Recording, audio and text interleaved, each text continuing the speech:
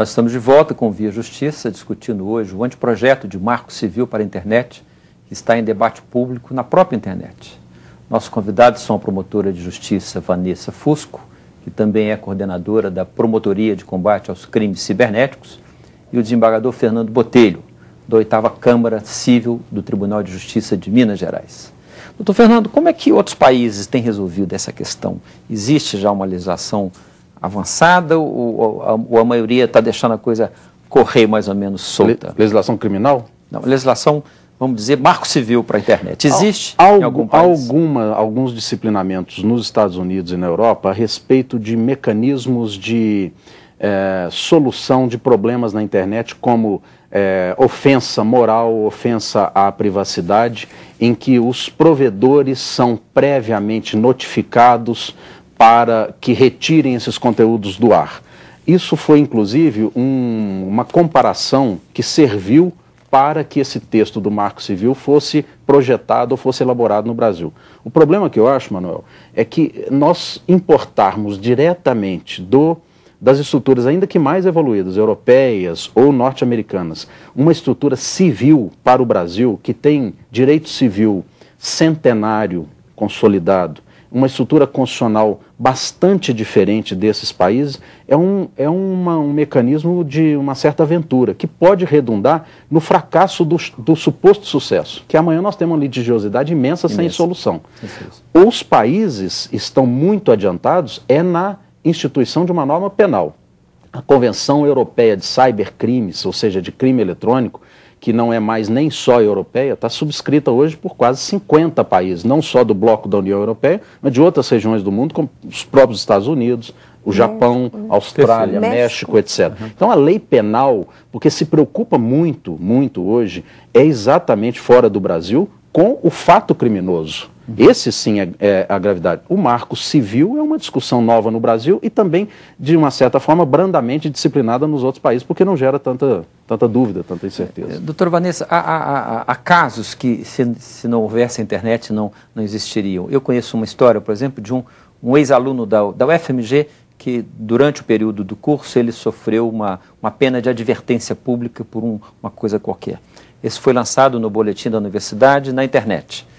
Formado, já graduado, quando foi procurar emprego, toda vez que digitavam no Google, lá aparecia o nome dele como ele conseguiu uma ordem judicial, a universidade retirou a pena, mas aquela notícia já havia se espalhado por vários outros, já havia se disseminado por vários outros espaços. Como resolver isso? Tem solução?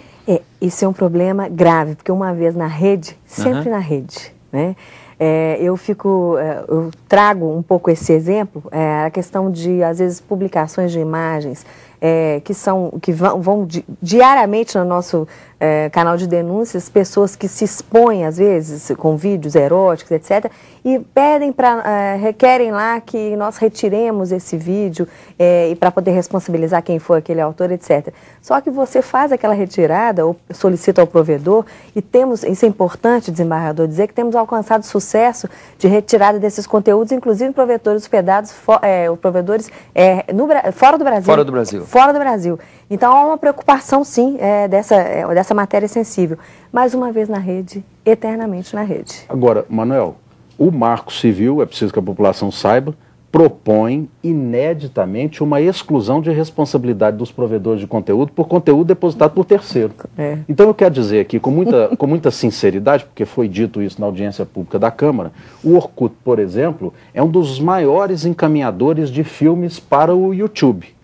Ora, foi defendido na audiência pública que não tem a responsabilidade sobre os conteúdos depositados no YouTube. É exatamente isso, quer dizer, a imagem das pessoas, a honorabilidade poderá ficar eternamente na rede sem se responsabilizar aquele que provê esse conteúdo.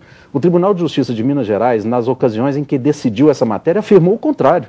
A Justiça está afirmando o contrário. O STJ também recentemente afirmou a responsabilidade do provedor de conteúdo pelo conteúdo depositado por terceiro. Se o provedor não for responsável, não tem mais responsabilidade. Fácil, né? E o Marco Civil propõe a irresponsabilidade do provedor de conteúdo pelos conteúdos postados por terceiro. Por exemplo, um blog meu particular, hospedado num grande provedor de acesso à internet, em que eu danifico a sua honra, por exemplo, o provedor que hospeda essa página não teria qualquer responsabilidade. Quer dizer, o que você poderia veicular ali de imagem, de comentário ofensivo, até mesmo de um encaminhamento de filme para um grande repositório de filme como o YouTube, ficaria impune.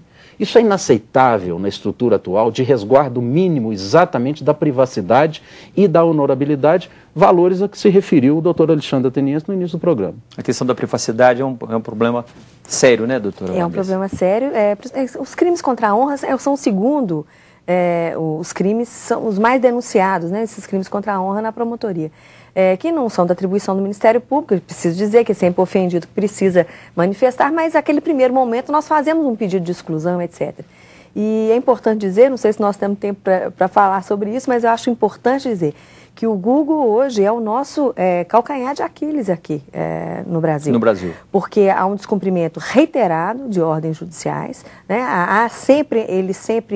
O provedor se nega a cumprir as ordens e até com ameaça de outras sanções que a gente tem que fazer, né? Então, é um provedor que demonstra que não tem e não facilita nenhuma atuação da justiça. E o Marco Civil, do jeito que está o anteprojeto, vai facilitar a vida deles? Vai reforçar esse posicionamento que é totalmente descabido em termos de legislação brasileira. Doutor Fernando, se eu posso concluir pela impressão, pela frase de vocês, do jeito que está esse anteprojeto, só interessa mesmo aos provedores? Olha, interessa muito aos provedores, porque lá está dito que não terão responsabilidade por conteúdo depositado por terceiros. Mas é preciso saber se esse interesse transcende ou não apenas o interesse dos provedores, porque é uma surpresa, Manuel, para nós que nos envolvemos com a discussão, eu participei intensamente dessa discussão no Congresso Nacional do projeto de lei 84 de crimes, repentinamente ele estancar, parar e começarmos a discutir marco civil com esses disciplinamentos, Perfeito. Exclusão de provedor. Doutor Fernando Botelho, muito obrigado pela sua presença aqui no Via Justiça, por mais esse debate. Doutora Vanessa Fusco, muito obrigado pela sua presença aqui. Agradeço também. Eu lembro que esse debate na internet, ele está no site, no endereço culturadigital.br. O Via Justiça de hoje termina aqui. O nosso programa é uma parceria da TV Assembleia com a Associação dos Magistrados Mineiros. Nós lembramos que a sua participação com críticas, perguntas e comentários será sempre bem-vinda. Você pode enviá-los para a nossa equipe de produção pelo telefone 31 3079 3454 ou pelos nossos dois endereços eletrônicos, tv@almg.gov.br ou viajustiça@amarges.com.br. Até a próxima semana.